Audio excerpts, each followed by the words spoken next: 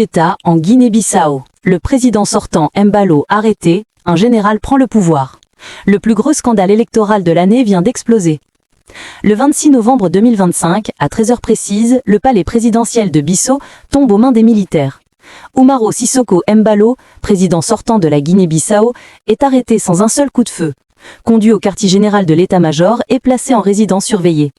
Quelques heures plus tard, il appelle lui-même France 24 et lâche cette phrase hallucinante « J'ai été déposé ». Un chef d'État qui annonce terrestre et jusqu'ici fidèle parmi les fidèles d'Embalo prête serment comme président de la transition à la tête d'un haut commandement militaire créé pour l'occasion. Objectif officiel, restaurer l'ordre et la sécurité pendant 1 an. Les frontières rouvrent, le couvre-feu est levé pour suspendre les résultats, disqualifier les opposants et préparer un retour triomphal après une transition bidon. L'opposition parle ouvertement de coup d'État monté de toutes pièces. Fernando Dias diffuse des vidéos incendiaires où il traite Embalo de dictateur en panique. Et Domingo Simões Pereira, l'éternel barré de la course par des décisions de justice plus que douteuses, promet que le peuple ne se laissera pas voiler 2 fois. Pendant ce temps, la CEDEAO condamne sans surprise le coup de force, exige la libération immédiate d'Embalo et le respect du calendrier électoral. L'Union africaine suspend la Guinée-Bissau de toutes ses instances. Le Portugal, ancienne puissance coloniale, parle de recul démocratique dramatique.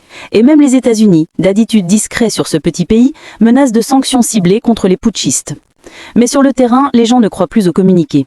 Ils savent que la Guinée-Bissau est depuis 20 ans un narco-État où la cocaïne transite par tonnes via les îles Bijagos, que l'armée touche sa part, que les caisses de l'État sont vides et que 70% de la population survit avec moins de 2 € par jour.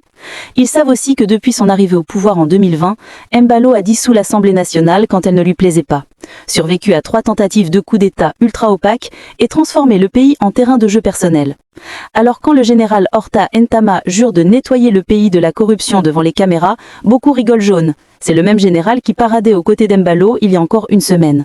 Pantin ou vrai maître du jeu? Les paris sont ouverts. Ce qui est sûr, c'est que la Guinée-Bissau vient de franchir un nouveau palier dans l'absurde politique.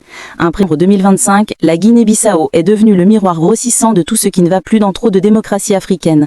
Et le monde entier regarde, médusé. Partagez massivement si vous pensez que ce pays mérite enfin la paix et la justice.